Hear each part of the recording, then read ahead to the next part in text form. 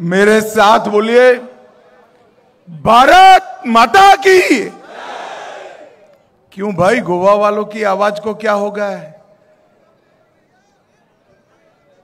मोदी जी को फिर से प्रधानमंत्री बनाना है या नहीं बनाना है? 400 पार करना है या नहीं करना है? गोवा की दोनों सीट जीतनी है या नहीं जीतनी है? तो ऐसी आवाज नहीं चलेगी। मेरे साथ दोनों हाथ उठाइए, उठाइए दोनों हाथ अंत तक। विजय के संकल्प की मुट्ठी बींचिए और प्रचंड आवाज से बोलिए, भारत माता की, भारत माता की।